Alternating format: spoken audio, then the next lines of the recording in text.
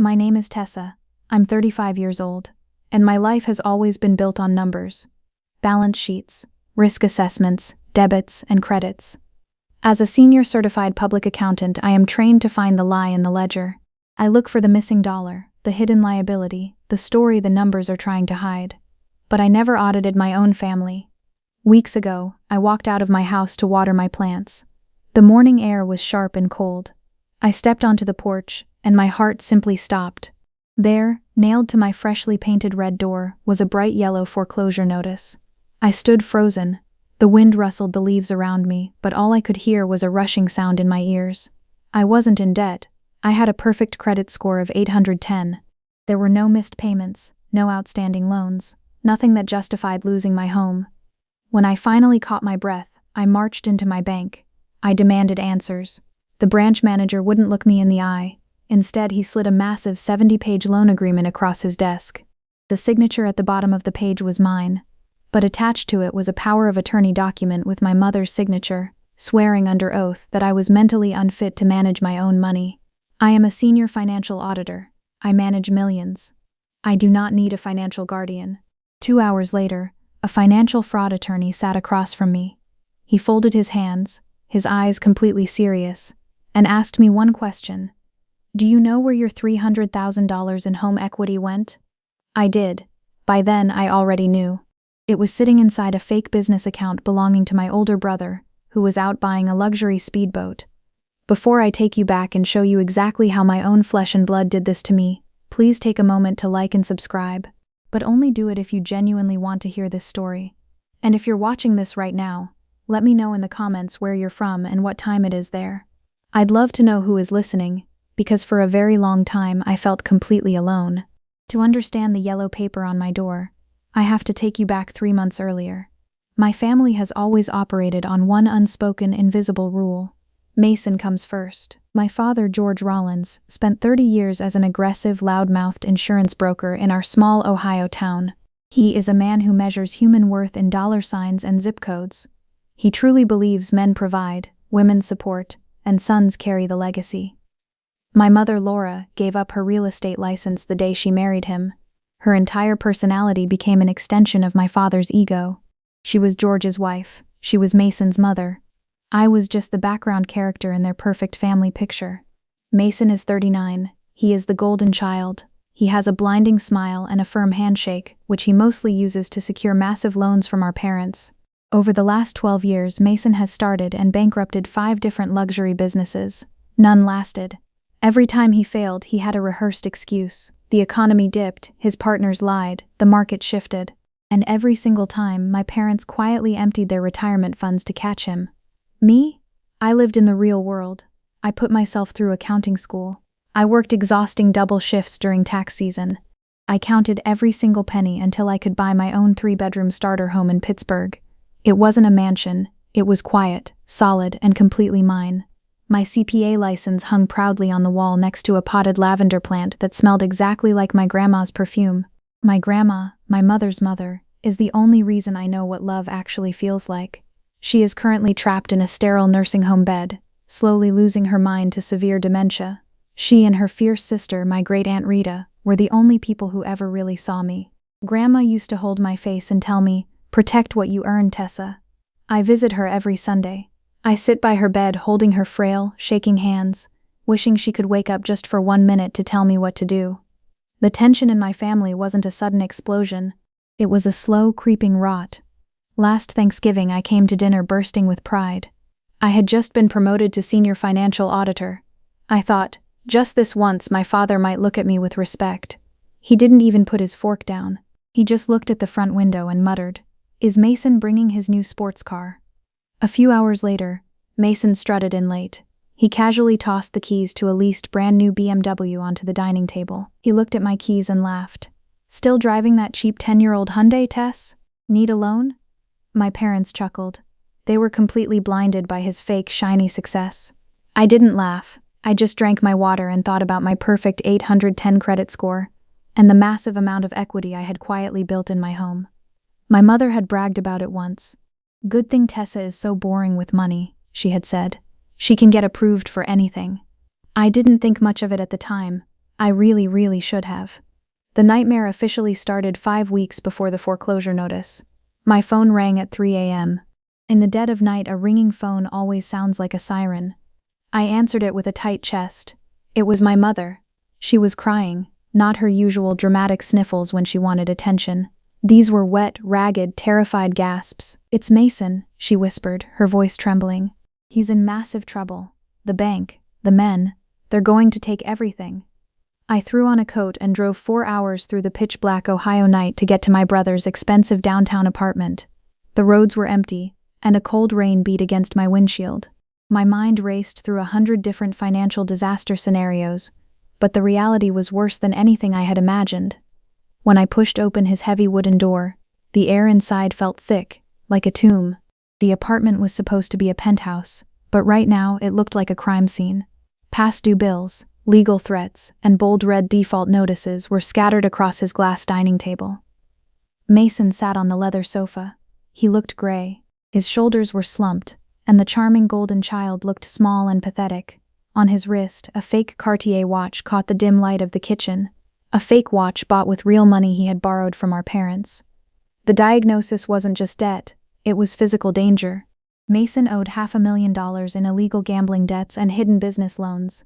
My father stood by the floor-to-ceiling window, looking out at the city lights like a general who had just lost a war. He didn't greet me, he just spoke to the glass. "A man named Marcus Thorne has been leaving voicemails," my father said, his voice flat and dead. "He runs an underground lending ring. He gave us 4 weeks. 4 weeks, or Thorne's guys start breaking things your brother actually needs." My breath hitched. 4 weeks. A normal, legal loan process takes months. My mother sat in the corner, her hands gripping a string of rosary beads so tightly her knuckles were white. She looked up at me. Then she looked at Mason. Then she looked back at me. And then my father slowly turned away from the window. His eyes locked onto mine. As a CPA, I know how to read people. I know what a person looks like when they are evaluating a number, calculating a risk, measuring an asset. My father's jaw tightened. His eyes dragged up and down my frame, cold and completely detached. It wasn't a look of a father seeking comfort from his daughter. It was the look of a man who had just found his collateral. That night in Mason's apartment, the silence stretched out, heavy and suffocating. My father didn't say another word, but the shift in the room was absolute. I was no longer his daughter. I was collateral.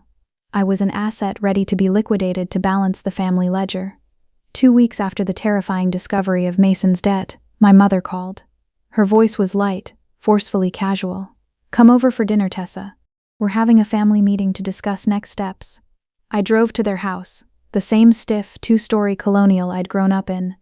Walking up the driveway, the house looked exactly the same, but it felt entirely different. The windows were dark, reflecting the gray evening sky. Inside, nothing had changed. The same heavy oak dining table sat in the center of the room. The same china cabinet held the good plates we never used. Above the fireplace hung the same giant, framed portrait of Mason holding his high school football championship trophy. There was no portrait of me anywhere, not even a small one. We didn't sit down to a warm pot roast or a bowl of pasta. Instead, the polished oak table was completely covered in thick stacks of paper, loan documents, bank statements, and printed sheets showing local property values. My father took his usual place at the head of the table. He didn't smile. He aggressively shuffled a stack of papers, the sharp sound echoing in the quiet room. He didn't look up at me. "I've been doing some research," he began, his voice low and tight. "The banks won't touch us. My credit is maxed out. Your mother's credit is maxed out. Mason is a ghost in the system. Most people wouldn't survive this kind of financial hole." My mother sat perfectly still, dabbing at her dry eyes with a cloth napkin. "If only there were another way," she whispered, looking at the wall instead of me. "If only someone in the family had a clean record, a valuable asset, something we could use." She let the sentence hang in the air, a poisoned hook dangling in the water. I sat back in my wooden chair. I am an auditor. I analyze risk for a living. I looked at the papers, and I looked at the slight, unnatural twitch in my father's jaw. I knew exactly what they were doing. I just wanted to see how far they'd take it. "Tessa," my father finally said, meeting my eyes. His gaze was entirely blank, stripped of any warmth. "Your house in Pittsburgh has doubled in value since you bought it. And your credit score, it's flawless. That's rare. That is very special. Special. It was the first time in 35 years my father had ever called me special. The word felt dirty coming out of his mouth. We're not asking you to do it, he added quickly, holding up a hand. We're just thinking out loud, as a family. Mason stayed completely silent the entire dinner. He slouched in his chair, staring at his phone, hiding behind his screen like he always did when other people were cleaning up his messes. When I stood up to clear the empty coffee cups, I walked behind him. I caught a split-second glimpse of his glowing screen before he tilted it away. It was a text message to my father. She's thinking about it. I wasn't thinking about it. But they didn't know that yet. I said a quiet goodnight, walked out to my car, and drove home in the dark. The heater in my car was blasting, but my hands were freezing.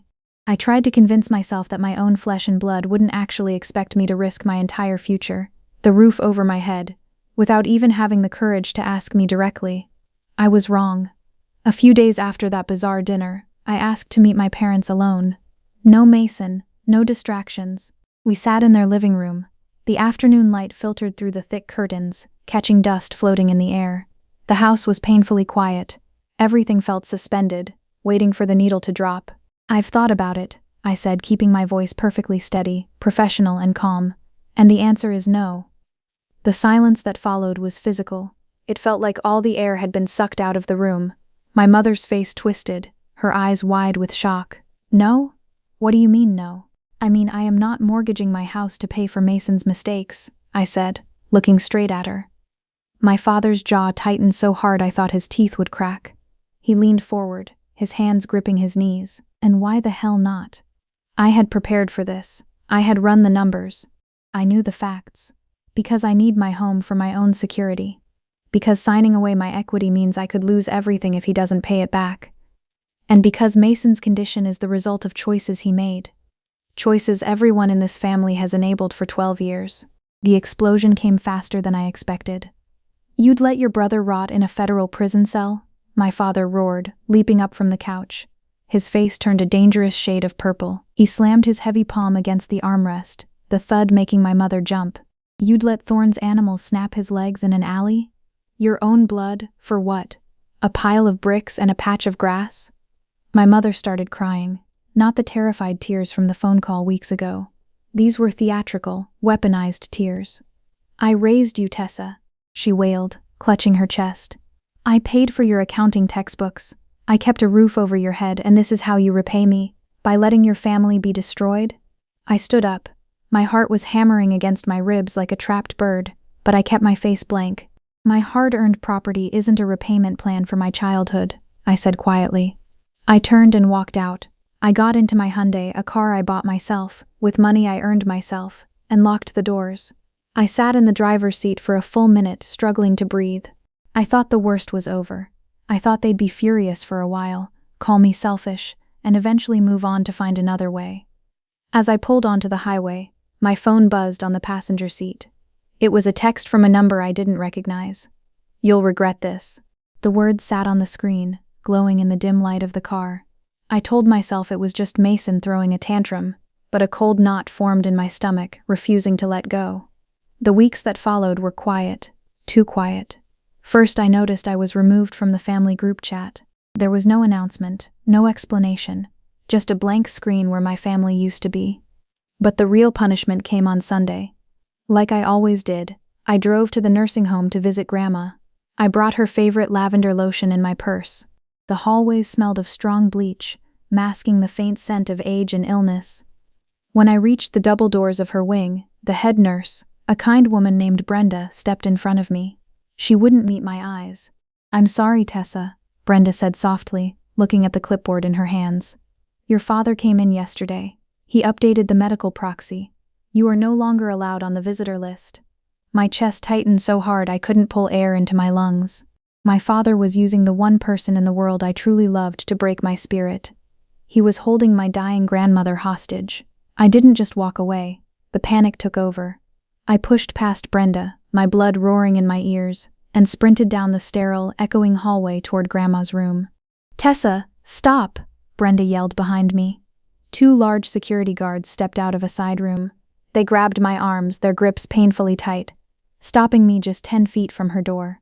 I struggled, my shoes slipping on the waxed floor, but they were too strong.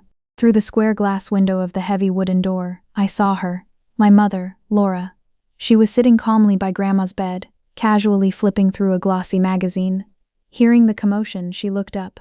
Her eyes met mine through the glass while I fought against the guards, tears streaming down my face. She didn't look shocked. She didn't look sad. My mother simply gave a cold, microscopic shake of her head. Then, she stared right at me and slowly mouthed the words, "Get her out."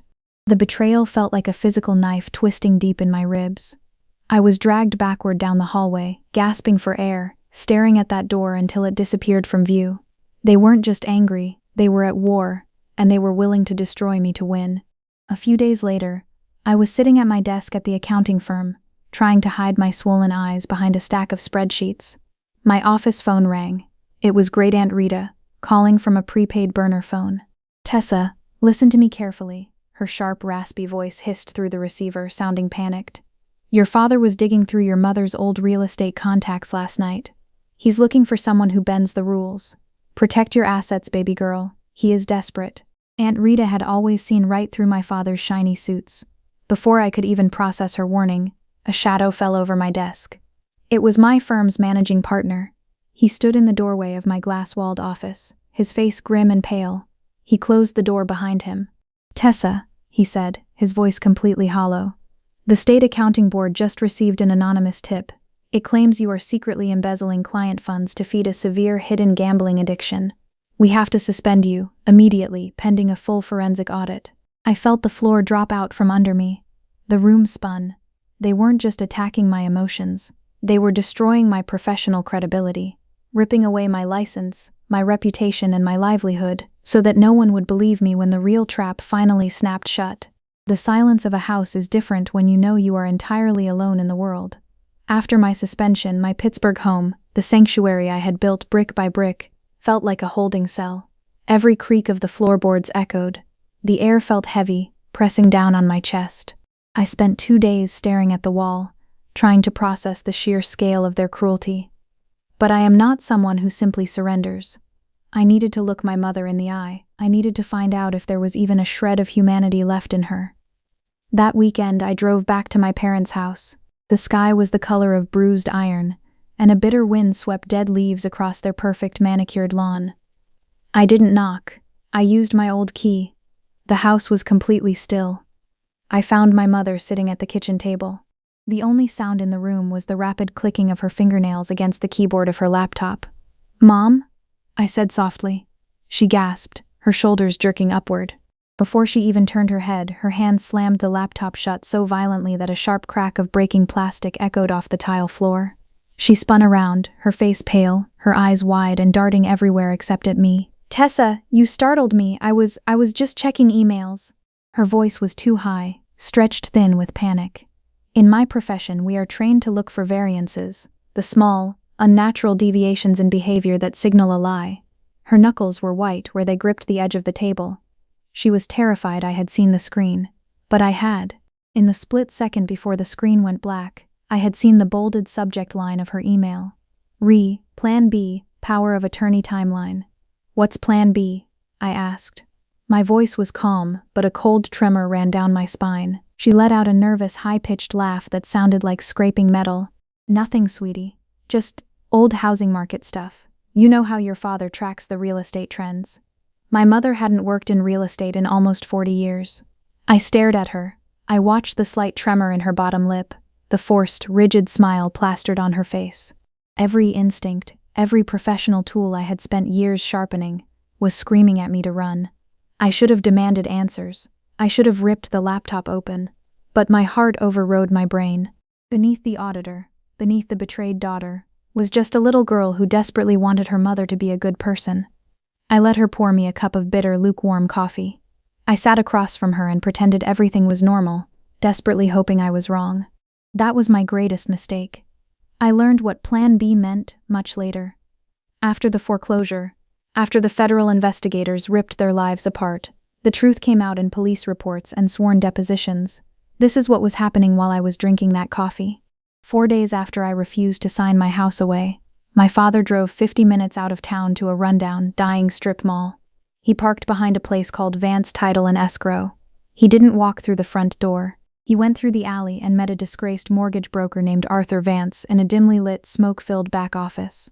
Vance was a man my father had done shady insurance deals with for 15 years. They sat across a cluttered desk, the sound of a failing air conditioning unit rattling in the background. My father didn't act like a desperate man. According to Vance's testimony, my father was chillingly calm. He played the part of the heartbroken protector perfectly. "My daughter Tessa has some severe hidden gambling and substance issues," my father had said, shaking his head with rehearsed sadness. "Nothing public, but enough that she can't make major financial decisions right now. She's currently out of state in a rehab facility. She gave me her power of attorney to handle her estate. We need to move forward with a cash-out refinance on her property to pay for her treatment." Arthur Vance wasn't an idiot. He raised the obvious concern. Pulling hundreds of thousands of dollars in equity out of a property required strict, notarized signatures, title searches, and physical in-person verifications. But my father had anticipated this. He had already submitted my forged tax returns and W-2s to a shadow lender 3 weeks prior. Based on my flawless credit history, the massive loan was completely pre-approved. They just needed the final physical ink to release the wire transfer. "We operate as an independent title agency," Vance told my father, leaning back in his creaking leather chair. "Not a national bank. We don't have the same oversight. I handle the identity checks and the notary stamps personally. I could streamline those requirements." What Vance meant was that he could ignore them completely, for a price. My father asked what it would take. Vance named his number. My father reached down and placed a thick brown leather briefcase on the desk. Inside was $25,000 in untraceable cash. They shook hands in the shadows. The plan was terrifyingly simple. Lure me to a secondary location where no one knew me. Get my signature on a dummy document. Swap the papers before the ink was even dry. By the time I noticed the missing money, my parents would have full legal control of my life. "She's a daughter," my father reportedly told Vance as he buttoned his expensive coat. "She's not married, no kids. What does she need all that equity for? She should be grateful to help her brother. This is what family does." 3 weeks after I drank that bitter coffee with my mother, my phone rang. It was Laura. "Tessa?" she said. Her voice was soft, gentle, trembling with what sounded like genuine regret. It was the voice she used when I was a child and had scraped my knee. The voice I had been starving for my entire life. "I've been thinking a lot about how things ended between us. It wasn't right. You're my daughter. Whatever happens with Mason, you're still my daughter." I closed my eyes. The silence in my house felt a little less heavy. I wanted to believe her. God, I wanted to believe her so badly. "Your father and I talked," she continued, her breathing shaky. "We want to make things right. We scheduled a meeting at a private financial boutique outside the city, all of us together, just to sign a small character reference for a hardship grant for Mason. It's a state program. No money from you, I swear on my life. Just a signature for a fresh start." A blinking red light on my internal dashboard went off. A private financial boutique. A character reference. The timing was too perfect. But the 3 weeks of total isolation, of being locked away from Grandma, had worn my defenses down to the bone. "Just a character reference?" I asked, my voice tight. "Just a reference," she promised. "And maybe we can get lunch after. Just the two of us. Please, Tessa." I swallowed the lump in my throat. I said yes. The day of the appointment, the sky was a bruised, heavy gray. I drove to the address she gave me. It wasn't a bank. Vance Title and Escrow was shoved between a dying laundromat and a liquor store with barred windows. The neon open sign in the window flickered and buzzed with a sound like an angry wasp. The pavement was cracked, overgrown with dead weeds. It was a financial chop shop, the kind of place where desperate people went to hide money, not secure it. I parked my car. The wind bit through my coat as I stepped onto the pavement. My mother was already waiting for me in the parking lot. She didn't greet me with a hug. She didn't mention lunch. Instead, she practically ran up to me, her face pale, and shoved a stack of crumpled papers into my chest. I looked down.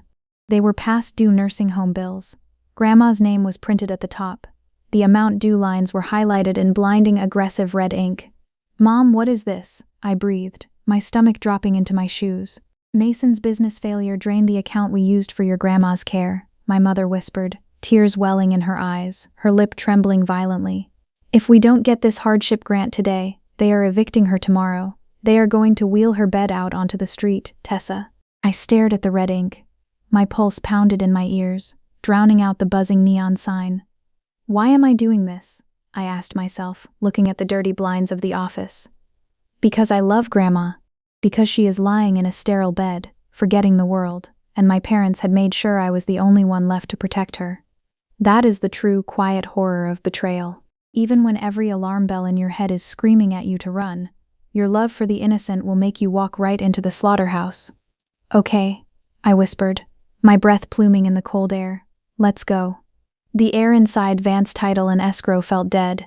As I followed my mother through the heavy glass door, it clicked shut behind us with a loud, final sound, like the locking of a vault. The front room smelled of stale cigarette smoke, cheap cologne, and old paper. The lights overhead flickered, buzzing with a low, irritating hum. I didn't see my father subtly step away from the receptionist's desk. I didn't see him slide a thick white envelope into her half-open drawer. I only saw my mother's tear-stained face. And I kept thinking of my grandmother, lying in a bed, waiting to be thrown out into the cold. Right this way, a voice called out. We walked into a cramped back office. It wasn't physically hot, but the air felt heavy, smothering. Behind a massive, cluttered desk sat Arthur Vance. His bald head shined under the harsh lights, and he wore a cheap suit that hung too loosely on his shoulders. He smiled, but his eyes were completely flat. In the far corner of the room stood a young woman holding a notary stamp to her chest like a shield. Her name tag read Chloe. She looked terrified. Her hands were physically trembling, and she stared intensely at her own shoes, refusing to make eye contact with anyone. Why is a notary trembling? My brain whispered. Have a seat, Tessa, Vance said smoothly, waving a hand toward a hard plastic chair. Let's get this quick paperwork out of the way. We know your family is in a rush. He pushed a thick stack of dense legal contracts across the desk. I looked down at the paper. Then I looked at the thickness of the stack. A cold drop of sweat rolled down my spine. The auditor inside me, the woman who spent 11 years tracking the heartbeat of financial documents, searching for the exact moment the numbers bled out, woke up. Wait, I said. My voice sounded loud in the small room. This isn't right. Vance's fake smile froze. My father shifted his weight behind me, his breathing suddenly turning shallow. A character reference for a nursing home is 2 pages, I said, my voice hardening. I pointed to the massive stack. This is at least 40 pages. There are property clauses in here. Why am I looking at a property clause? I reached out to flip to the front page. Suddenly, Vance gasped loudly. His arm jerked forward, accidentally slamming into his massive ceramic mug of black coffee. Time seemed to slow down. The dark liquid exploded across the desk. It washed over the top pages, completely hiding the actual terms of the agreement. Papers fluttered everywhere. The room instantly erupted into manufactured, breathless chaos. Oh my God, the papers, my mother screamed, jumping out of her chair and waving her hands wildly. Grab the napkins! Keep it off the floor, Vance yelled, his voice booming. He snatched the very last page of the contract from the bottom of the pile and slid it directly in front of me. His large hand remained firmly planted over the top paragraphs, hiding everything except the blank signature line. Sign the bottom page quick before the ink runs. If this gets ruined, we have to wait a week for a reprint. Tessa, please, Grandma's bed, my mother cried, grabbing my shoulder. The noise was deafening. The pressure was physical.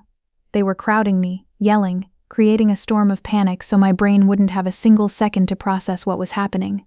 Vance shoved a heavy brass pen into my shaking fingers. Just sign it, I told myself, my heart hammering against my ribs. It's for Grandma. Just sign it and leave. I raised the pen, but right before the tip touched the paper, my phone violently vibrated in my coat pocket. It was a custom ringtone. Great Aunt Rita, she was calling me. She knew something. I dropped the pen and reached for my pocket. I need to take this. My father's hand shot over my shoulder like a snake. He snatched the phone right out of my pocket before I could even grip it. I spun around. My father was staring down at me. His eyes were cold, dead, and utterly terrifying. The loving dad mask was completely gone. Put that away, Tessa, he snapped, his voice a low, dangerous growl. He hit the power button, killing the call, and slipped my phone deep into his jacket. Show some professional respect. Sign the paper. I was trapped. 3 people boxing me into a corner, a trembling notary in the back, my mother crying, my father blocking the door. My breathing grew shallow. I felt a sick, hollow draining in my chest. Through the haze of anxiety, I lowered my hand. I signed my name in blue ink. The exact second the pen lifted from the paper, the yelling stopped. Instantly, the panic simply vanished. My mother stopped crying. Vance calmly pulled the signed page away. My father took a slow step back, his face returning to a blank, resolved mask. He looked like a hunter who had finally locked the cage. He didn't say thank you. He just gave Vance a slow nod. The meeting was over in 15 minutes. I walked out to my car feeling dizzy, sick to my stomach, completely unaware of the knife they had just buried in my back. This is what the federal investigators later proved. Arthur Vance took that single signature page and stapled it to a fraudulent quitclaim deed and a sweeping power of attorney. With a few keystrokes, he legally stripped me of my rights to my own home, healthy, fully paid off, and entirely mine. He attached a forged state notary stamp, forcing poor Chloe to seal it, claiming he had verified my identity and explained the mortgage transfer. While I was driving home, shaking and confused, those documents were rushed to a private shadow lender. Mason was already waiting in the lobby of the bank. By 4 p.m., the bank approved the release of the massive loan. By 4:30 p.m., they had stolen my $300,000 in equity. The lifeblood of my home was drained to pay off Mason's illegal gambling debts. At 7 p.m. that night, my parents left the bank together. They stopped for a massive steak dinner at a 5-star restaurant, toasting expensive champagne to their success. I spent that night alone in my dark living room, staring at the wall, feeling a deep, suffocating dread I couldn't explain. A whole month passed. I was still suspended from work, fighting the fake audit they had set up. Then came the Tuesday morning I will never forget. The air was crisp. I walked outside with a pitcher of water for my lavender plant. I looked up at my freshly painted red door. Nailed directly into the wood was a bright yellow piece of paper. Notice of default and intent to foreclose. I dropped the water pitcher. It shattered on the porch, water pooling around my shoes. My mind violently raced backward. The cramped office, the fake bills, the coffee spill.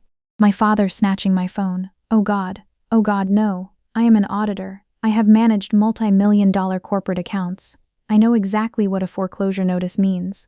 It meant the bank believed I was $300,000 in default on a second mortgage I had never applied for. I didn't even grab my coat. I drove straight to the local branch of First National Bank. My hands were shaking so violently I could barely keep the car on the road. I burst through the glass doors, marched past the line of tellers, and demanded to speak to a branch manager. A young man named Davis ushered me into his cubicle. He looked at his computer screen, then looked at me, clearly uncomfortable. "Mr. Davis, there is a terrible mistake." My voice came out ragged and desperate. "I own my home outright. I have a perfect credit score. I have never taken a second mortgage." He clicked rapidly on his keyboard. The silence in the cubicle stretched on for what felt like an eternity. He wouldn't look me in the eye. "Miss Rollins," Davis finally said, his voice quiet. He slowly turned the monitor toward me. "The loan was disbursed 4 weeks ago, Miss Rollins," Davis said softly, staring at his keyboard. "All the funds were wired directly to a commercial business account registered to Mason Rollins." I looked at the glowing screen. As an auditor, I spend my life staring at financial statements, searching for the truth hidden in the numbers. Numbers don't lie. They don't care about your feelings, and they don't care if your heart is breaking. Right there, in black text on a glaring white background, was the end of my life as I knew it. Balance, $300,000. Status, default. "What did they do?" I whispered. My voice didn't even sound like my own. "Show me the paperwork, every single page." He printed a thick file. The printer hummed loudly in the quiet bank, spitting out page after page of my destruction. He handed the warm stack of papers to me. There it was, a comprehensive power of attorney. It granted George and Laura Rollins total, unchecked control over my entire financial estate. Under the section titled Reason for Guardianship, someone had typed, "Severe emotional instability and hidden substance abuse." Attached to the back was the final loan agreement. And right there at the bottom, bearing down on the page in blue ink, was my signature. The signature I gave them on that coffee-stained paper while my mother cried about Grandma. I couldn't stop it. I burst into tears right there in the small gray cubicle. The kind of deep, ugly crying that steals your breath. I had worked so hard. I had lived so carefully, skipping vacations, driving a cheap car, saving every penny, and they had erased all of it in 15 minutes. The branch manager shifted in his chair, looking incredibly uncomfortable. "Miss Rollins, I understand this is upsetting, but your parents signed as your legal representatives. Given your condition."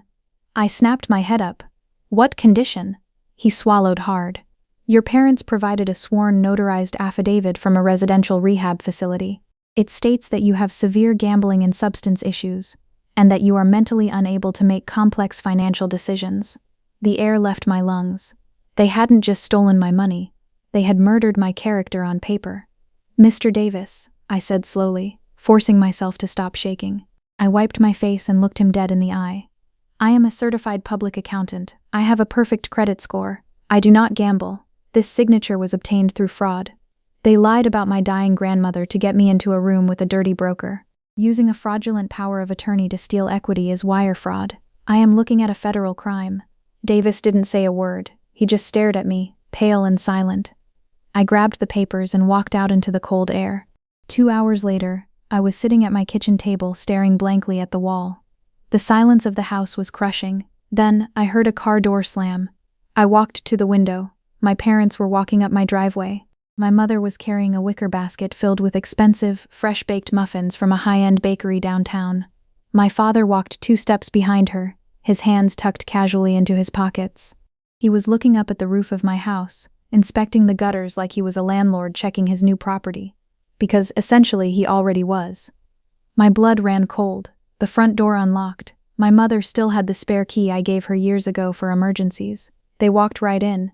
"There's our girl," my mother said brightly, setting the basket of muffins on the kitchen counter. The sweet smell of blueberries and vanilla filled the room, clashing violently with the nausea churning in my stomach. She turned to me, tilting her head.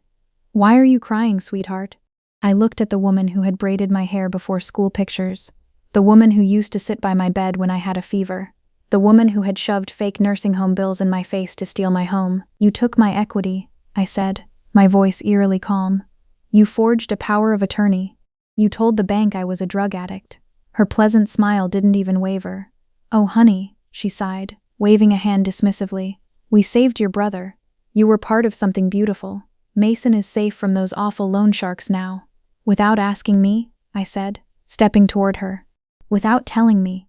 You lied to me and you stole $300,000. My father stepped forward, blocking my path to my mother. "Tessa, stop being dramatic," he said, using the tone he reserved for slow children. "It's done now. Mason is going to stay out of jail, and the family name is protected. You should feel good about that. You helped the family." "I should feel good?" I shouted, the dam finally breaking. "You destroyed my credit. You stole my house.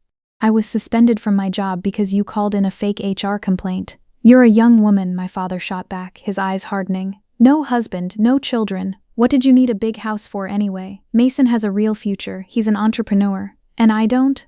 He shrugged, adjusting his expensive watch. "You're a daughter. Daughters sacrifice for their families. Your money is family money. That's how it works." My mother nodded eagerly in agreement. "We knew you'd understand eventually, sweetie. You just needed a little push." I stood perfectly still in my kitchen. I looked at them, really looked at them. I searched their faces for a shred of guilt, a flicker of shame, a single sign that they understood the monstrous thing they had just done. There was absolutely nothing. They truly believed they were right. And in that cold, quiet moment, the illusion shattered forever. It broke my heart, but it also set me free. I finally understood the truth. I had never been their daughter. I had only ever been their bank account. After they left, completely satisfied that they had put me in my place, I sat alone in the kitchen. I thought about giving up. I thought about letting the house go, letting Mason win, because fighting them meant fighting a war against my own blood. Then a loud, sharp hiss of air brakes shattered the silence. I walked to the front window. A massive moving truck with Fast Pack painted on the side was backing aggressively into my driveway. 2 burly men in heavy work boots hopped out of the cab, carrying thick rolls of packing tape and stacks of flat cardboard boxes. Panic gripped my throat. I threw open the front door. The wind whipped my hair across my face. "Can I help you?" I yelled, my voice trembling. "George Rollins hired us," the driver yelled back, looking down at a clipboard. He didn't even lower his voice. "We're here to pack up the master bedroom," said the current tenant is vacating today. I looked across the street. Mrs. Gable, my nosy neighbor, was standing on her porch, her eyes wide as saucers, drinking in the humiliation. My cheeks burned like hot coals. My parents hadn't just stolen my home, they had already hired strangers to throw me out into the street. Before I could even form a word, a loud screech of tires tore through the neighborhood. A massive boat-like 1998 Cadillac DeVille hopped the curb, tearing up my front lawn, and parked perfectly, blocking the moving truck from going any further. The driver's side door flew open. Great Aunt Rita stepped out. She was 75 years old, wearing a bright purple wool coat, and she looked like a hurricane looking for a target. She marched right up to the burly moving men, raising her heavy silver walking cane and violently slapping the metal hood of their truck. Bang! "You boys turn this truck around right now before I call the county sheriff," she barked, her raspy voice echoing down the street. The two large men froze. They looked at the angry elderly woman, looked back at me, and slowly began backing toward their cab.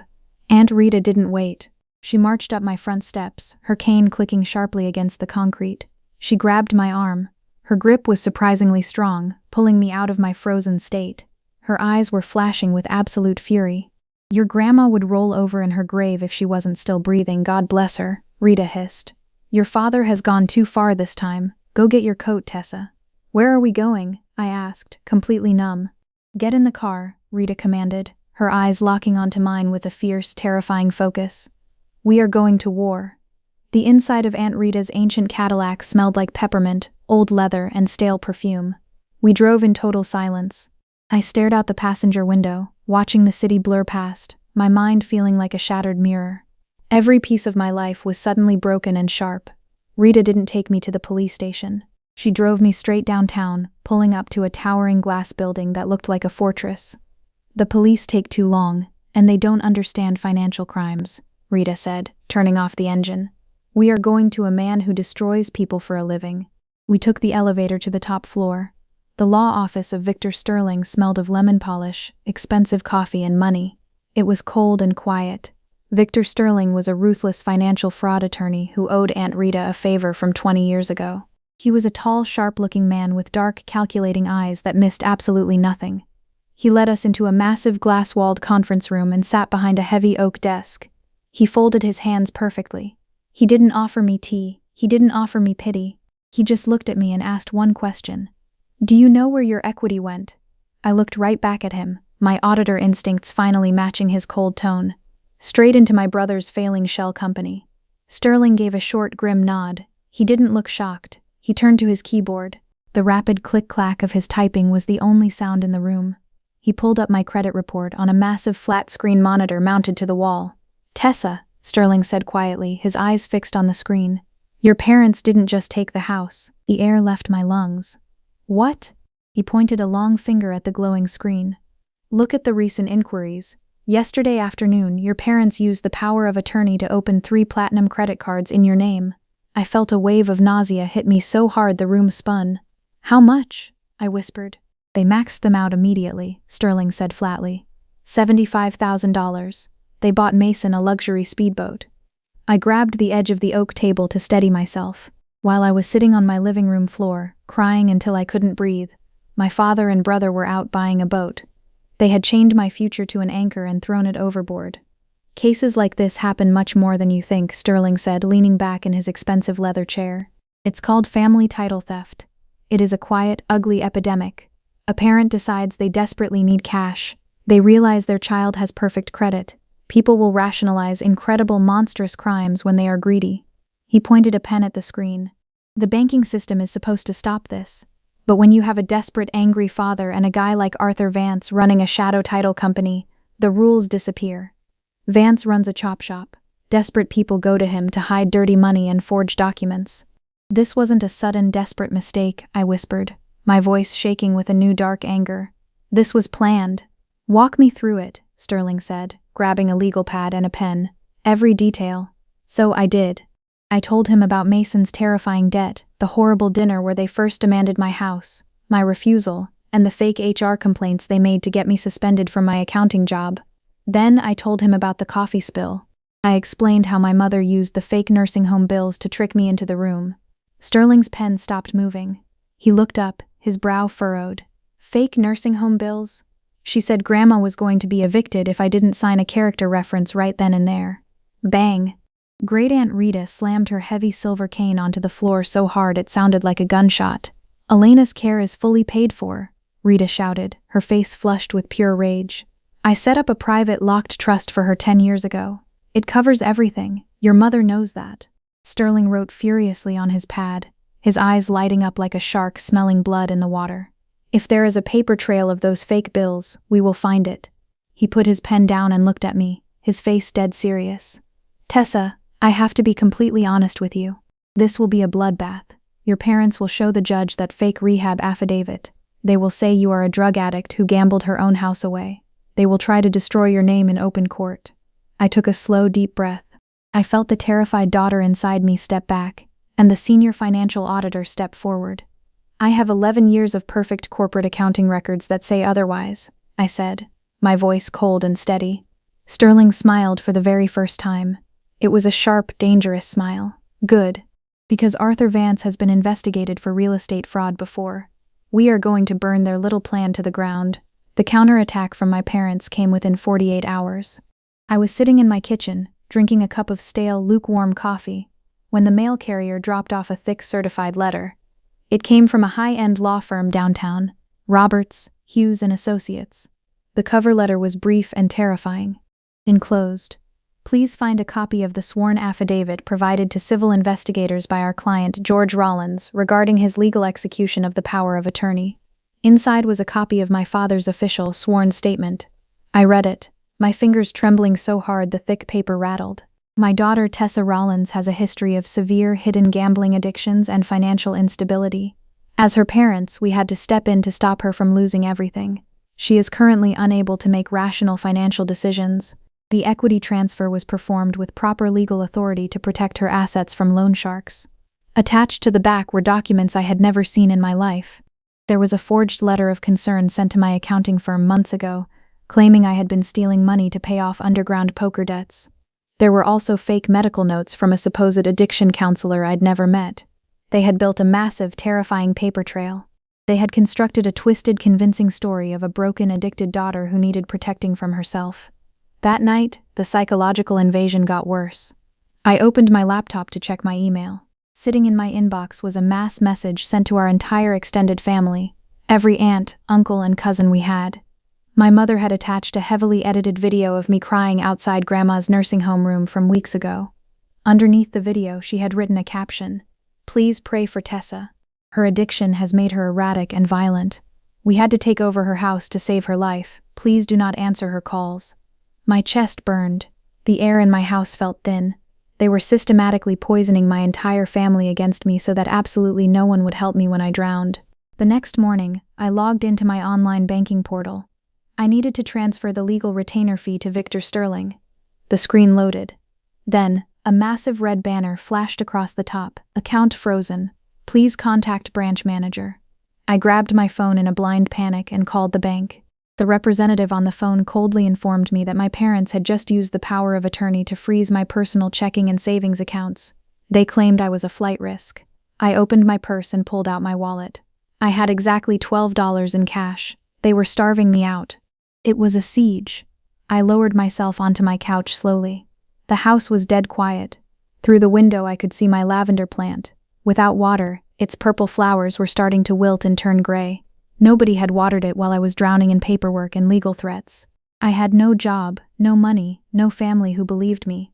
And my parents had legal control over my life. They had spent weeks constructing a version of me that didn't exist, a reckless gambler whose word meant nothing. And they had done it so thoroughly that even my own bosses had believed them. I thought about the civil court hearing that would come.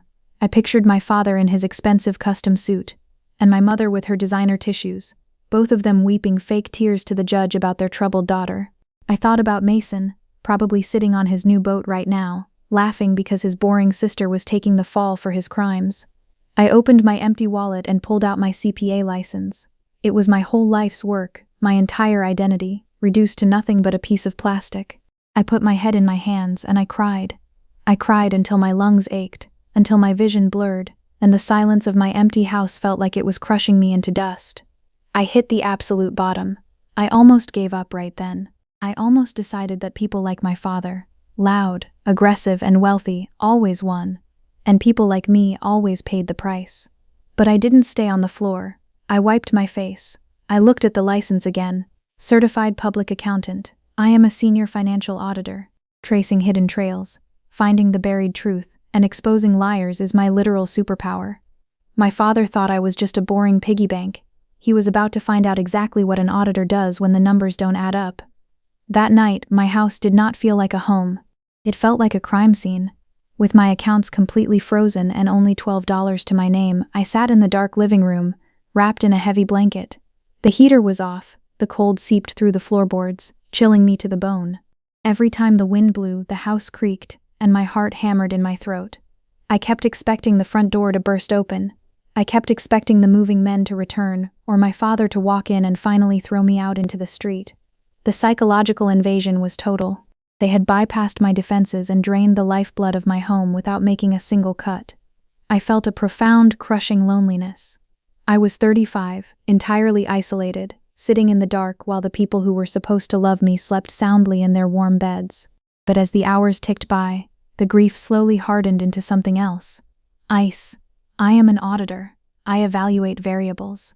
I track patterns. My parents thought freezing my bank accounts would freeze my brain. They were wrong. The next morning, I opened my laptop. I didn't need money to hunt. I used every free public notary registry, state licensing database, and property tax record I could find. I spent 48 straight hours digging through the digital dirt, tracking the single loose thread they had left behind. I found her, Chloe Jenkins, the terrified young notary from Vance's office. I tracked her to a grocery store 2 towns over, well outside my father's usual territory. I parked my car in the back of the dimly lit lot and waited. The air was freezing, misting with a slow, icy drizzle. A single street lamp flickered above, casting long, nervous shadows across the wet pavement. After an hour, the automatic doors slid open. Chloe walked out, hugging a paper grocery bag to her chest. Her shoulders were hunched, her eyes darting around the lot. She looked like a woman who hadn't slept in weeks. I stepped out from behind my car. My shoes splashed softly in a puddle. Chloe gasped. The paper bag slipped and her keys clattered loudly onto the wet asphalt.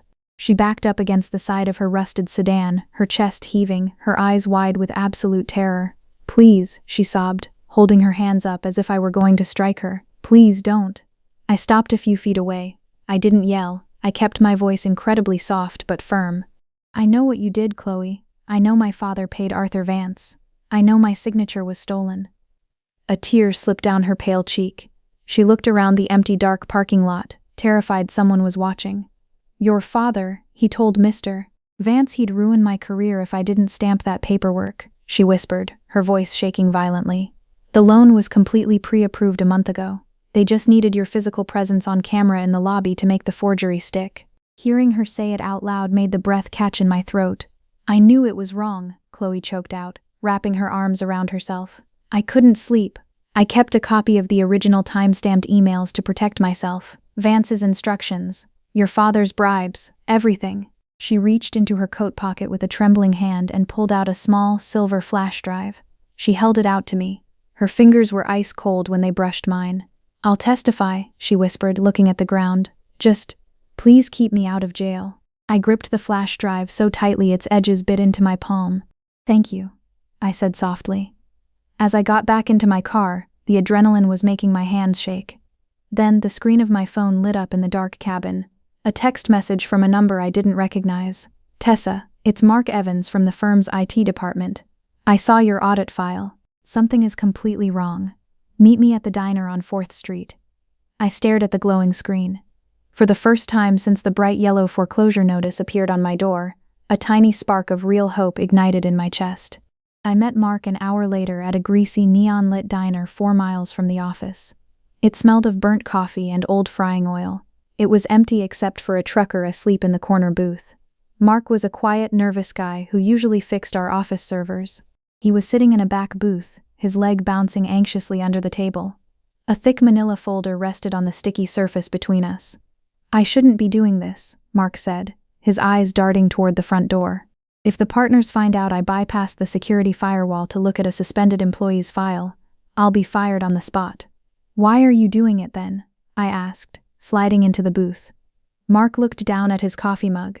Because you're the only auditor who ever treated the IT guys with actual respect, he said quietly. You learn a lot about people by watching how they treat the staff. The idea that you're a criminal? It's an insult to you and it's a lie. He placed a trembling hand on the folder and slid it toward me. Look at the IP addresses. I opened the folder.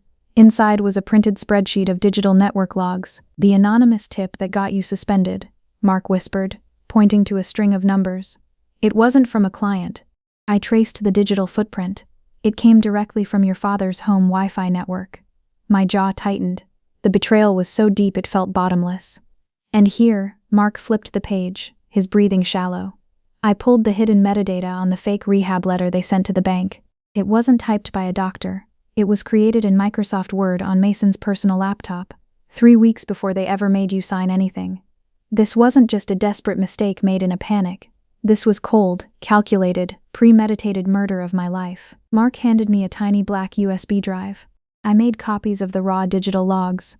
This proves they planned the whole thing. Burn them, Tessa. 3 days later, my lawyer called. Tessa, Victor Sterling said. His voice was completely devoid of its usual calm professionalism. It crackled with pure dangerous energy. We got the warrants for the phone companies. We pulled their digital records. You need to come down here right now. When I walked into Victor's sleek, glass-walled conference room, it looked like a war room. Printed text messages, bank ledgers, and emails were spread across the massive oak table. Plan B, Victor said, his eyes dark. He tapped a printed text message in the center of the table. Your father sent this to your mother and brother 2 days after you refused to sign your house away. I picked up the paper. My hands weren't shaking anymore. I felt nothing but a cold, terrifying clarity. Laura, I talked to Vance, my father had texted. He says if we can document Tessa as an unstable addict, we can sign as her power of attorney. We need to move fast. The loan sharks are circling Mason. I picked up the next sheet. Make the appointment at Vance's office. Another text read. Tell her it's a character reference for her grandma's bills. Don't let her read the fine print. And then the final confirmation sent to Mason. Vance agreed to process the fake power of attorney. The bribe is $25,000 cash in a brown briefcase. Mason had replied, Thanks, Dad. This is the only way. She's a boring accountant. She doesn't need that much equity anyway. Boring. I traced the word with my thumb. Just a boring, safe, stupid piggy bank waiting to be smashed open. These messages establish clear, undeniable premeditation, Victor said, pacing the room. This is conspiracy to commit wire fraud, identity theft, and grand larceny. We have enough to destroy them. Wait, I whispered, my eyes catching on a hidden email thread near the edge of the table. I pulled it toward me. As I read it, my blood ran completely cold. The room seemed to tilt. It was an email from my father to the nursing home's billing department. He had deliberately manually canceled the automatic payments for Grandma's care 3 months ago. He had intentionally stopped paying her bills to trigger the eviction warnings. He had manufactured the entire medical emergency. He had weaponized a dying woman, his own mother-in-law, just to trick me into that dirty room. A sickening mix of rage and absolute heartbreak washed over me. I dropped the paper. I closed my eyes, taking a slow, shaky breath, mourning the family I finally realized I never had. What happens now? I asked, opening my eyes. The tears were gone. Victor Sterling stood up and buttoned his expensive suit jacket. Now, he said, his voice deadly quiet, we strike back. The next morning, Victor and I marched past the heavy glass doors of First National Bank. We didn't wait in the teller line. We walked straight past the security guard, directly into the back offices, and slapped a federal judge's emergency injunction onto branch manager Davis's desk. The color instantly drained from Davis's face. He looked at the legal papers, his hands trembling as he realized he had just aided a massive federal crime. I leaned over his desk, my shadow falling across his keyboard. Unfreeze my accounts immediately, I demanded, my voice cutting through the quiet bank like a scalpel. And freeze every single penny Mason Rollins has. Davis didn't argue. He couldn't. He was staring at a federal emergency injunction, and he knew his own career, and possibly his freedom, was hanging by a thread. His fingers trembled so violently he hit the wrong keys twice. The quiet hum of the bank seemed to fade into the background. The only sound was the rapid, desperate clicking of his keyboard. I stood over him, refusing to sit down, refusing to make myself small. I watched the computer monitor. The screen refreshed. In a single second, the freezing order on my life lifted. My hard-earned savings reappeared on the screen, "It's done," Davis whispered, his face slick with nervous sweat. He didn't dare look up at me. "Your accounts are fully restored, Miss Rollins. And the commercial account registered to Mason Rollins has been locked pending federal review. Every penny is frozen." Watching those numbers return felt like taking my first real breath in months. I didn't smile. I didn't thank him. I turned and walked out of the bank. I was no longer their victim. I was a threat. The good news kept coming. Once Victor sent the legal injunction and the IT evidence of the fake IP address to my firm, the tone changed completely. My firm's managing partner called me back into his glass-walled office. He didn't look grim this time. He looked terrified. He knew that suspending an innocent employee based on a forged tip opened the firm up to a massive lawsuit. He didn't just apologize. He slid a piece of paper across his desk, offering me a junior partner track with a massive raise. I looked at the paper. A few months ago, I would have cried tears of joy. Now I just felt a cold, professional detachment. I didn't smile. I gave a single nod, signed the paper, and walked back to my desk to do my job. But the real justice came at the end of the week. We didn't just hand the evidence to the FBI and wait at home. We wanted them to feel it first. Victor Sterling and I planned the civil asset freeze for a very specific time, a sunny Friday afternoon. Victor and I parked his sleek black sedan across the street from the snobby high-end lakeside marina. I rolled down my window, letting the cool breeze hit my face. The water was sparkling. Through a pair of binoculars, I watched my father and Mason standing proudly on the shining wooden deck of Mason's newly bought luxury speedboat. They were laughing loudly. They were clinking expensive imported beer bottles together. They were completely oblivious to the storm that was about to hit them. I watched as Mason handed his premium platinum credit card, the one opened in my name, to the marina's dockmaster to pay for $2,000 worth of premium boat fuel and catering. The dockmaster swiped the card. Even from a distance, I could see the exact moment the machine blinked red. Declined. The dockmaster frowned and swiped it again. Declined.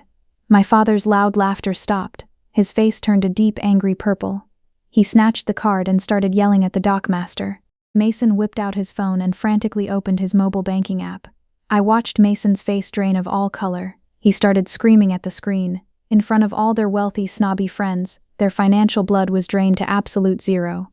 They were stranded, humiliated, and suddenly panicking as their phones blew up with automated bank alerts. It was exactly in that breathless, terrified moment of confusion that the trap violently snapped shut. 4 unmarked black SUVs tore into the marina parking lot, tires screeching against the asphalt. Federal agents in dark windbreakers stormed down the wooden dock. They didn't ask politely. They didn't knock. They drew their weapons and shouted orders that echoed over the water. "George Rollins. Mason Rollins, show me your hands. Get on the ground right now." I lowered the binoculars. I sat perfectly still in the car and let out a long, slow breath. I watched my father's smug, arrogant face crumble in total humiliation. The agents pushed him against the side of his son's shiny boat, slapping cold metal handcuffs onto his wrists in front of all his rich friends. He looked around wildly, his face bright red, shouting that he was an important man, that this was all a mistake, and Mason, the big tough entrepreneur, completely shattered. He fell to his knees, openly sobbing, as an agent pushed his head down to load him into the back of a police cruiser. They had stolen my home in a quiet, dirty back office. They lost theirs in front of the whole world. 2 months later, I walked through the heavy brass-handled doors of the federal district court.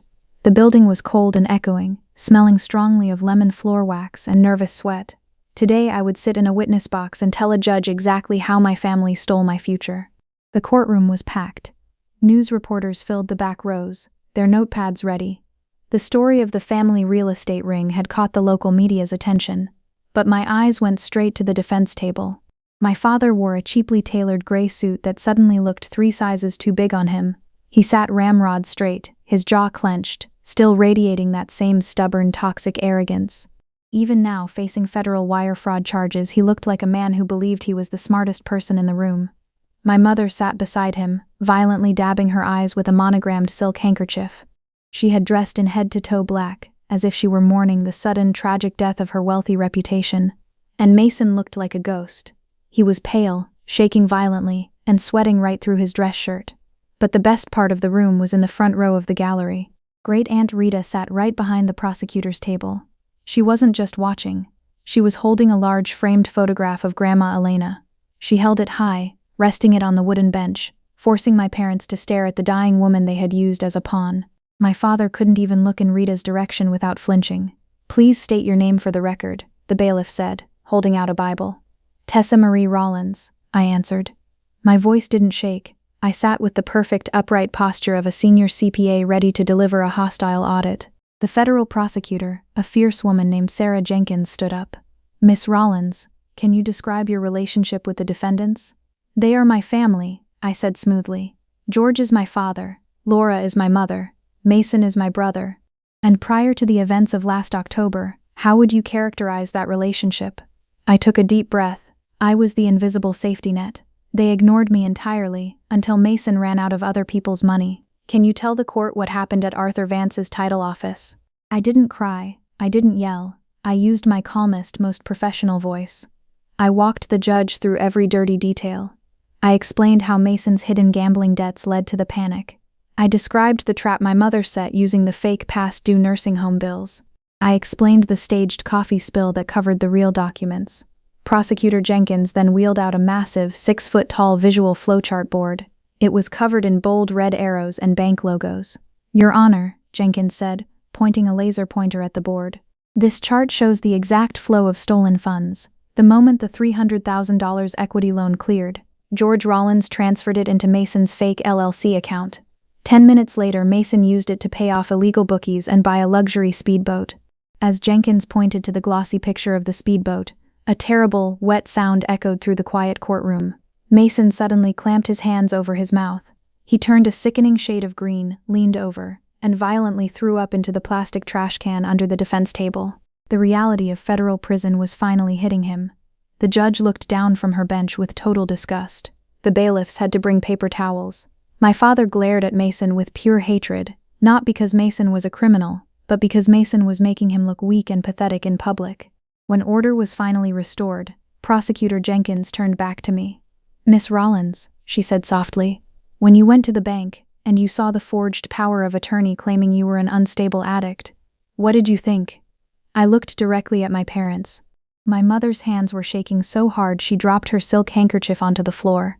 My father's jaw was locked tight, his face red with quiet, helpless fury. I thought," I said slowly, letting the words echo in the silent room, "that for the first time in my life I saw them clearly." A long pause. The entire courtroom held its breath. I thought I finally understood what I was to them. I was not a daughter. I was not a human being. I was just a human ATM machine. I was just a boring piggy bank they could smash open whenever the real child needed a bailout. The words struck like lightning.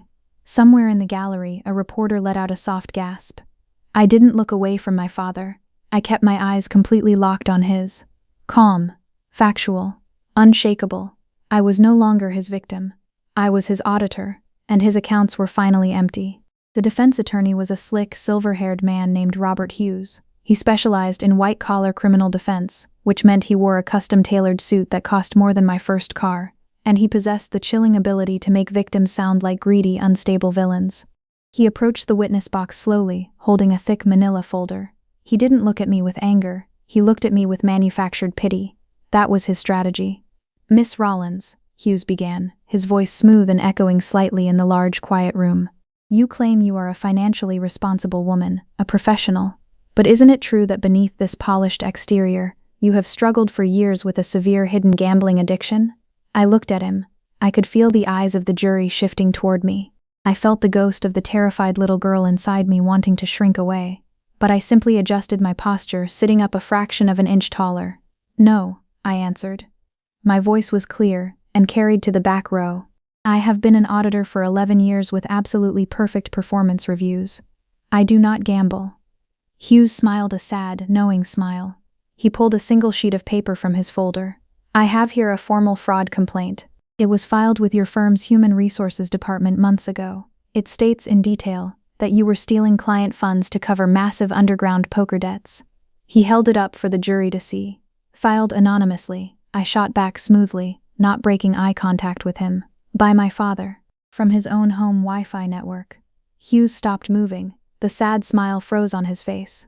"The FBI Cyber Division traced the IP address," I continued, my voice entirely factual, stripping the emotion from the room and replacing it with hard data.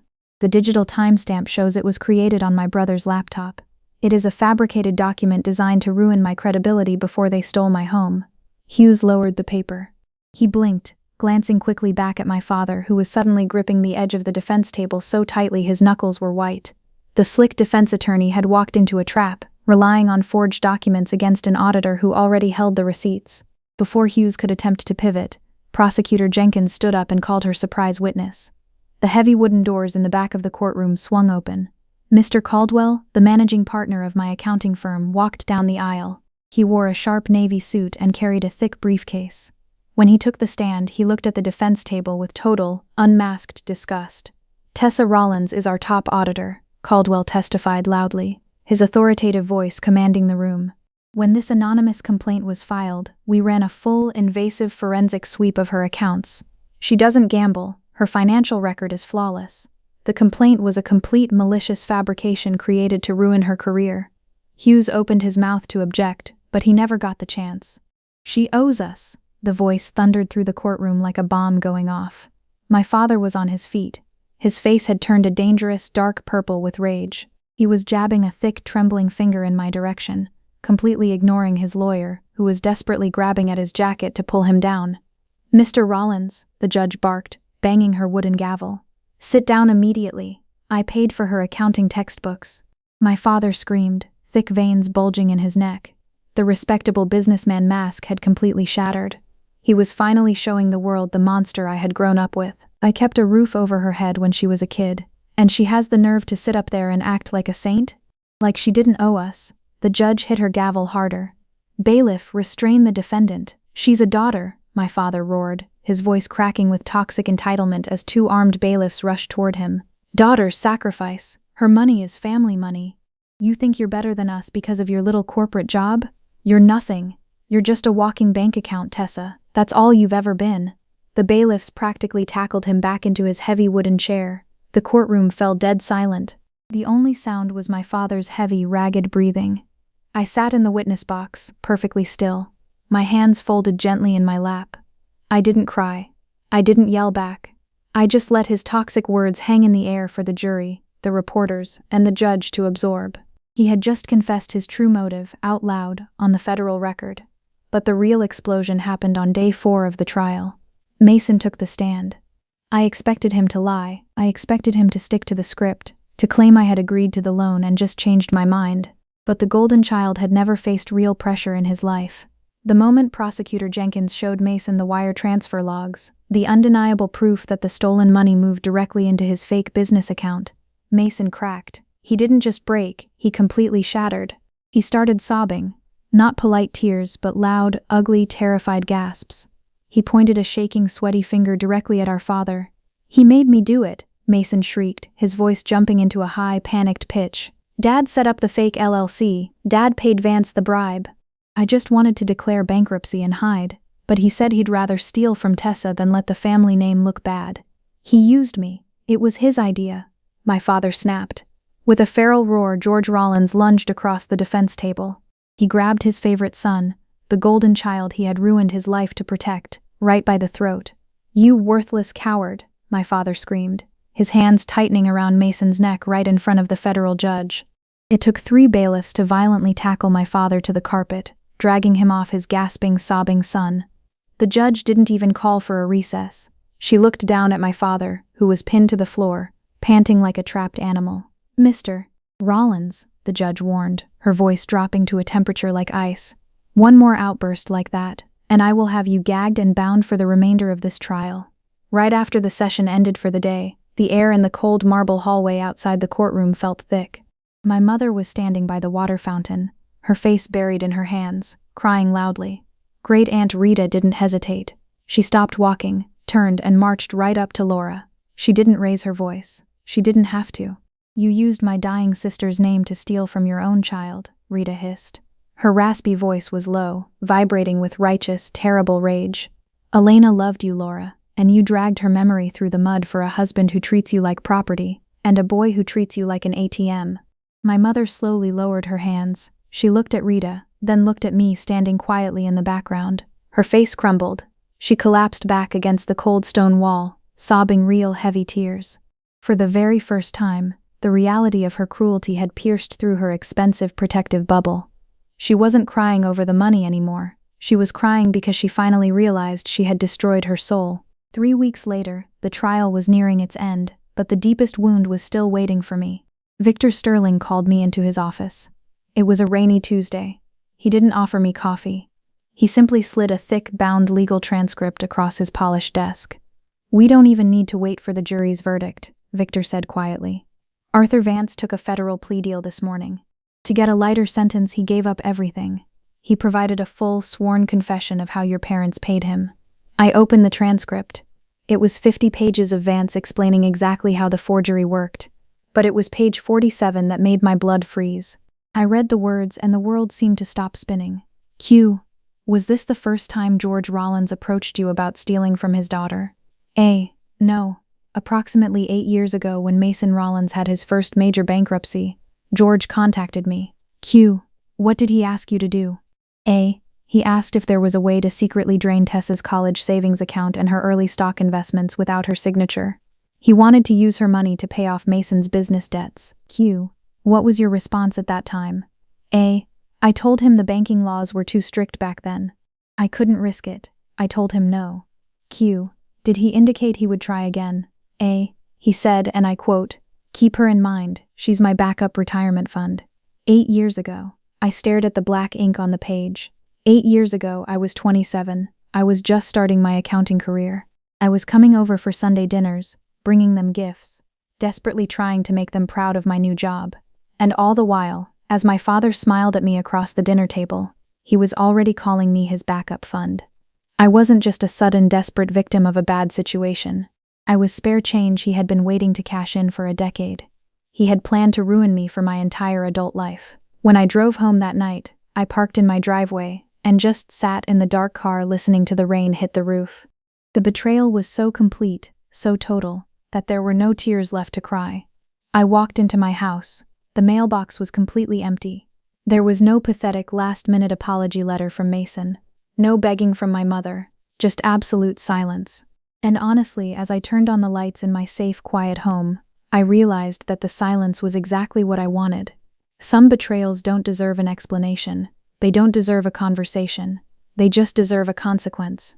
The federal trial took 5 grueling months. 5 months of sitting in cold marble rooms, listening to recorded phone calls, and watching my parents' expensive lawyers try to paint me as a reckless, unstable daughter. But it didn't work. The truth was too loud. The digital footprints were too deep. As we waited for the jury to return with their verdict on that bright April morning, the courtroom felt like a freezer. The silence was thick and heavy. As a financial auditor, I had spent my life monitoring the numbers that kept companies breathing. But as I sat there, my mind kept drifting to a medical article one had read years ago about perfusionists, the specialists who run the heart-lung machines during open-heart surgery. They control the blood flow. They keep a cold, paralyzed body alive artificially while the real heart is stopped. I realized then that for 35 years I had been the perfusionist for my family. I was the silent, invisible machine. I had pumped my own lifeblood, my money and my sanity into their toxic, failing system just to keep the illusion of our family alive. They had drained my veins to feed Mason's greed. But today I was finally turning the machine off. "All rise," the bailiff called out. The jury filed in. Their faces were grim, completely unreadable. My heart pounded against my ribs like a trapped bird. Guilty. All counts. All defendants. 2 months later, I returned to that same cold courthouse for the sentencing. The room was packed with reporters. I sat in the front row, holding Great Aunt Rita's frail, wrinkled hand. I looked at my father sitting at the defense table, and a sudden, unbidden memory flashed in my mind. A childhood trip to a rented wooden cabin by a dark lake. It was raining, and my father was in the dusty attached workshop, showing me how to sand a piece of wood.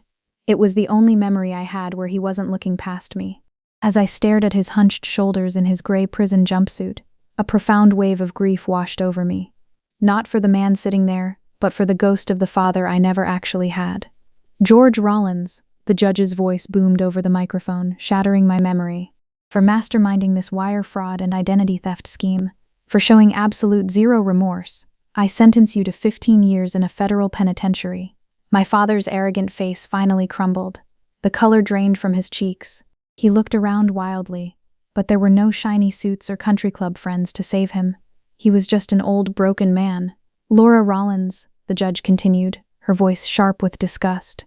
For conspiracy to commit fraud and the emotional manipulation of a vulnerable elder, I sentence you to 7 years in federal prison. My mother let out a horrific, wailing sob. She collapsed forward onto the table. She wasn't crying because she felt guilty for hurting me. She was crying because her fancy, perfect world was officially dead, and she was terrified of the dark. Mason Rollins, for knowingly receiving stolen funds and grand larceny, 10 years in federal prison. Mason didn't even look up. The golden boy had turned to rust. The heavy wooden gavel slammed down. Bang! It sounded like a coffin lid shutting. One by one, guards placed heavy metal handcuffs on the people who had raised me. I sat completely still, barely breathing, watching them disappear through a heavy metal door. I felt a strange numbness. It was the emotional detachment of a survivor walking out of a burning building. It was finally over, but the healing took much longer. I still had nightmares. I remembered the day they froze my accounts and the moving truck arrived. It hadn't been a violent break-in with shattered glass and ski masks, but it was a home invasion all the same. They had crept into my life, picked the lock of my identity, and stripped my sanctuary down to the studs. The violation had left me feeling exposed, vulnerable, and deeply alone. 6 months after the trial, I walked back into First National Bank. I wasn't a terrified victim anymore. The court had ordered the forced sale of Mason's boat and my parents' estate to pay back my stolen equity. I slammed a massive certified check onto branch manager Davis's desk. I completely paid off the fraudulent mortgage. When he nervously handed me the stamped deed proving I owned my house 100% free and clear, a physical weight lifted off my chest.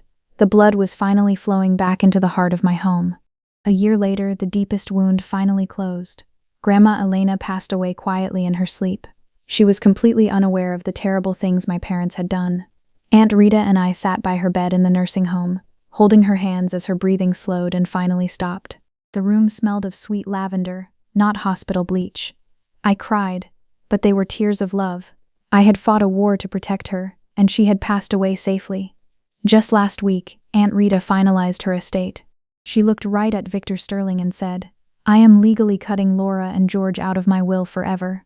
Tessa is the sole heir." My parents had destroyed our family trying to steal wealth, but their greed had cost them the only real inheritance they ever would have had. Today, my 3-bedroom house is full of life. I painted the front door a bright, cheerful blue. My lavender plants are blooming in the front window. The permanent restraining order means my parents and Mason are never allowed to contact me, even from prison. My father hasn't tried. My mother sends letters begging for commissary money sometimes. I throw them in the trash without opening them. You cannot grieve the loss of a family you never actually had. I'm sitting in my favorite park right now, watching the wind rustle the trees as I write this down. The very first page of my journal says, "My money, my future, my rules." I won't pretend the past 3 years have been easy. Some nights the silence of the house still scares me. But I don't regret fighting back. Because here is what I've learned. Sharing DNA with someone does not make them your boss. Being family doesn't give anyone the right to steal your hard work or your peace of mind. The people who truly love you don't forge your signature. They don't treat you like a machine. If someone treats you that way, you are allowed to lock the door and walk away. You don't owe them your life. Protect your heart, protect your home, and never let anyone tell you that you owe them your survival. That is my story. If it helped you even a little, please hit the like button and subscribe. If you know someone who is being used by their family and needs to hear this, share this video with them. And if you have survived your own nightmare, I am listening. Drop a comment below. Tell me where you are from and how you fought back. Stay safe and take care of yourself.